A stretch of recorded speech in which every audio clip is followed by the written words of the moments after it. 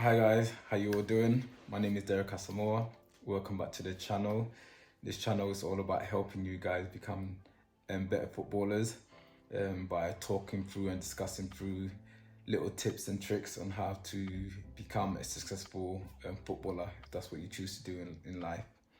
If you haven't subscribed, please make sure you do. Like the videos, questions you might have, leave a comment and I'll try my best to get back to you or make a video about it like I'm doing now. I've had a lot of questions again about how to be consistent, how to consistently have good games. My previous video was about how to get into the manager's good books, how to stop the manager from dropping you or keeping you out of the team sometimes. Go check out that video and that will help as well. But basically today's video, I want to talk about how to consistently have good games and how that looks like, and hopefully you can take something from this video and implement it into your game and be able to have that consistent performance all the time. Okay, so yeah, let's start this discussion. So firstly, I would like to talk about preparation, because preparation in football is very, very important. To be prepared, you know, make sure you, the night before or even 48 hours before a game, that's how when I'm playing professional football, that's when my preparation starts for my next game. It starts 48 hours. I don't do anything too crazy. I try to get enough sleep. For example, if the game's on a Saturday, on a Thursday night, I won't stay up too late.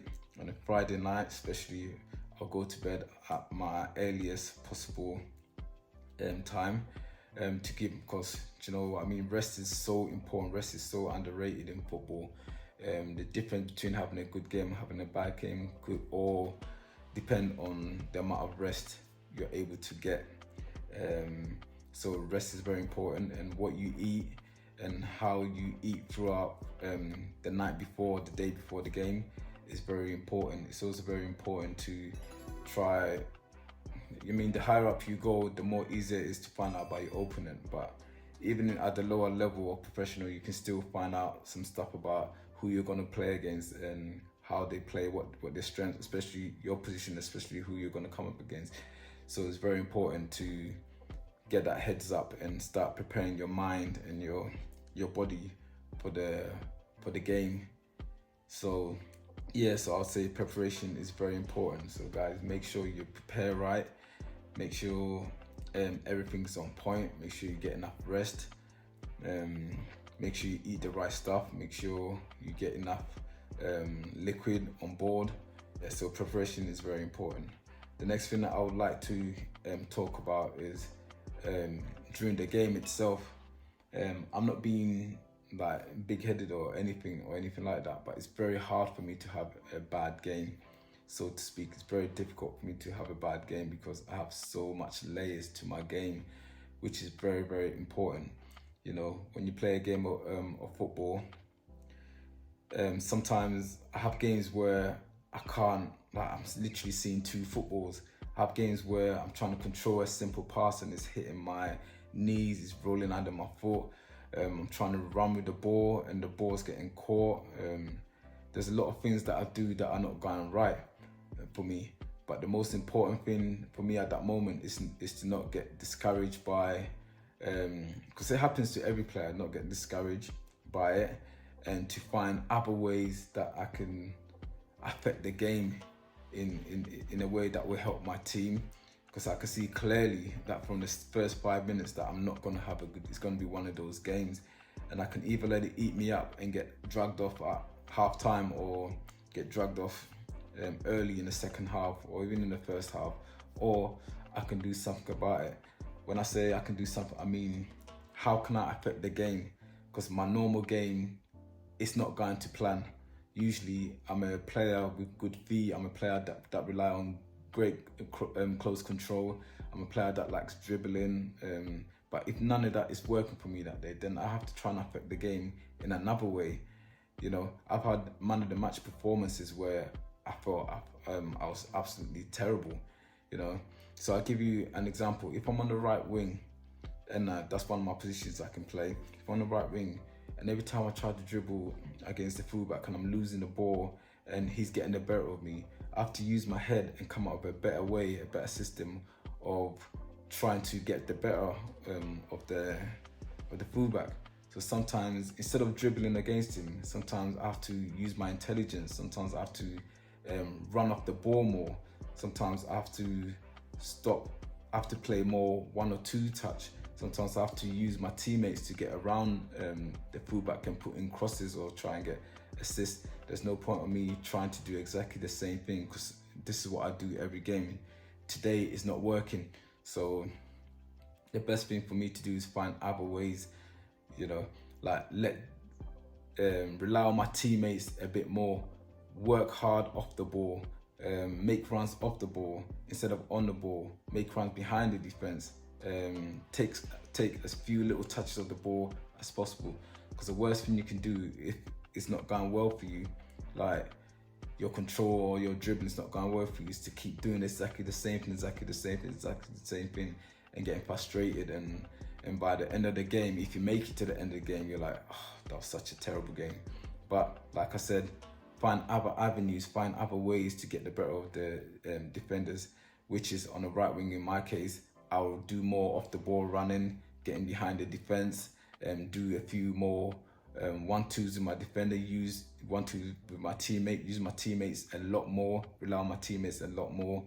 And that should hide the fact that I'm not having a great game, and that should mask the fact that I'm still having the same impact by getting crosses in, by making assists, by making runs, where opening space up for my teammates. No one will know that I'm struggling in that game. You know what I mean? The second thing I want to talk about is, if you're having a bad game, one of those bad games, if you feel that the game's not going your way, make sure the player you're playing against also has a bad game. I mean, working hard is not hard. Working hard is the easiest part of football. Making sure that the guy you're marking, or the guy you're tracking, or the guy you're up against, making sure that he does not get the better of you. Make sure every challenge you go with everything. Every time he's on the ball, you make sure you're chasing him down. You're working so hard off the ball that it will mask the fact that you are not having a good game. You understand? So by the end of the game, people will be talking about you like, wow, didn't Derek work so hard? Wow, didn't Derek put in a performance? He covered every blade of grass. But I'm doing that because the fact is that I'm not having a great game. I'm not confident in my first touch this game. I'm not confident in my dribbling this game, So I'm compensating for it by working double hard and trying to stand out in another way. So the manager can't look at me and say, do you know what? He might not be having a good game, but he's putting in a shift for the team, which I feel is very, very, very important. Even if you're having a game, of course you want to put in a shift for the team as well. Or of course you want to work hard for the team as well. But when the quality you usually possess is not happening, or it's not working, then you have to change your game up and be more physical, be more forceful, have more fighting spirit, and work at your maximum to cover the fact that you're not having a great game. The other ways you can make sure that you're always on point and that you always have a great game is to train as you play. When you're training, make sure that the intensity doesn't matter, even if it's 2 touch you're playing with your teammate. Make sure it's very competitive. As soon as you get onto that training ground, believe that you're at work and you're there to improve. You're there to learn. Do not go on that training ground and think, oh, it's just another day and just gonna go through the motion, because you're gonna take that energy, you're gonna take it onto the pitch on a match day, and you don't want that. It's very, very important to train as you play, so that there's no difference, so that when you go to the match day, it's not like, oh, I have to switch on the switch, I have to switch off this switch, I have to switch off that switch. There's no switch to be switched on or off. You know that when you're in training, you're giving it everything. So when you get to the game, it's exactly the same thing. So whether it's shooting, dribbling, tackling, everything you do it at 100% maximum, at your 100% effort. and don't let distractions, especially your teammates. A lot of your teammates, some of them like to mess about. Some of them like to just like say, yo, when I'm on the pitch, when it's time to train, I ain't got time to mess about. Before training, yes, we can have our jokes. After training, we can have our jokes. But right now, I'm at training. They'll say, oh, come on, man, it's only training. Come on, man, it's only training. Why are you so serious every time? No, this is your job. You don't want to be at this level. You want to be having consistent game. You want to be having 8 out of 10 games. You don't want to have 10 out of 10 game one game and then 2 out of 10 game the next. You want to be consistent, because that's how people get right to the top, because they're always consistent. And by training how you play, you will have that edge over anybody, any of your teammates or any of your opponents. So make sure that when you're at training, when you're at practice, you put in 100% effort, 110% effort, and there's no messing about, no joking about, and you are definitely 100% more likely to have good games on a Saturday. So remember that. Make sure you train right. And also, I spoke about this briefly in the other video, trying to make it hard for the manager to drop you, but it also applies in here, how to have a consistently good game, to be adaptable. You need to be adaptable. You need to be able to play different positions. You need to be able to switch up your game. You know, if you're having a bad time on the right, you can say to the left winger, hey, do you want to swap? You know, make sure you practice both positions. If you're in midfield as well, make sure you practice being an attacking midfielder, defensive midfielder, or whatever form of midfield player. Just make sure that you have everything covered. If you're a striker, like I am, sometimes I play a lot of the time up front. Sometimes my hold-up play is not great, so I need to become a different type of striker. Sometimes I'm playing against a defender that's much bigger than me, and I need to be able to adapt to find a way to get around him. If I'm trying to hold the ball and he's outpowering me or being over physical with me, I need to adapt. I need to quickly have a change of plan and quickly work it out. You know, it's like boxing. The first few rounds are just the boxers trying to feel themselves out, trying to adapt and see what style is going to work on fight night. The same in football. The first 5 minutes, you can kind of figure out what type of a game you're going to have, especially if you're playing against players that you've not come across before, or if you don't know about. Then it's very important to figure things out. If I see that the defender is physical, I can be physical, but sometimes they can overpower you. So you need to use different. I need to use different movement. I need to move up the ball more. I need to make sure that I'm not marking the defender. I need to make sure that the defender's always trying to mark me. I need to make sure that I'm positioning myself in positions on the field where it's hard for the defender to be physical with me. I need to make sure my movement is right. I need to make sure my movement off the ball, whether it's in behind, to the side of the defender, or just coming off them to receive the ball. I need to make sure that I'm always off them and not play defensive and not play to their strength by being too close to them. The same thing goes if the defender is more athletic, and if the defender is more, you know, then I can use my physicality a bit more. I can get closer to the defender and try and hold him up and bring other players into the game.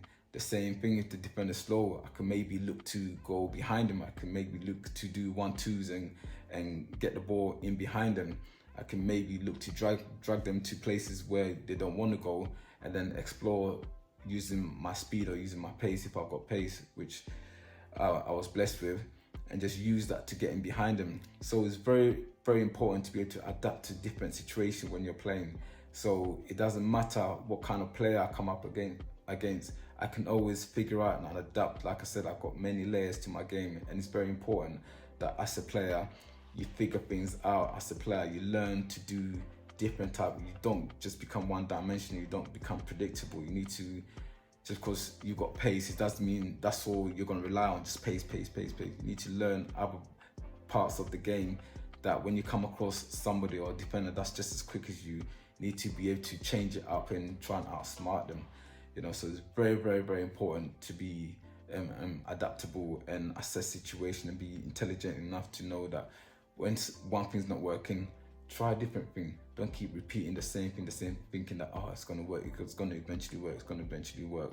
You should know within the first 5 minutes what type of game it's gonna be and how you're gonna affect the game. So guys, it's very important to be adaptable, okay?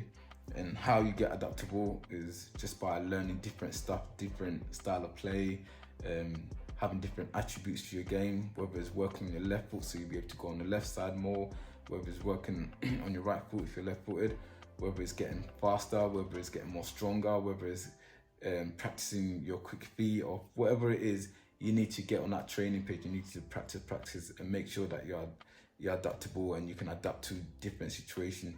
That's why I said, once again, I'm not being big-headed or anything, but I've put in the work and I have many dimensions to my game. I've got many different attributes, so it's very hard for a defender to get the better of me, because I'm ready for whatever they have, and a lot of the time they're not ready for what I have. And guys, that's basically it really. It's a short video just to try and help you try to have more good games than bad games. I would say to have more consistent games. That's what we're looking for, consistency at a consistent level. 7 out of 10, 8 out of 10, 9 out of 10 games. That's what we're looking for. And to be able to do that, you need to be able to implement all the things I spoke about. There's a whole load of other things you can implement as well. And I'd love you to leave it in the comment and let's have a discussion about it. But for now, I've gone through a few of them. I hope you enjoy the video, and I hope it's helpful. The main thing is helpful for you guys watching. And make sure you share it. Make sure you share it to people that it might help out as well to become better players. And I really appreciate your support for this channel. So let's keep the conversation going in the comments, and I'll try and make as many videos as possible. But for now, I'm gonna sign out, and yeah, make sure you like the video, subscribe to the channel, and I'll definitely see you in the next video. Thank you.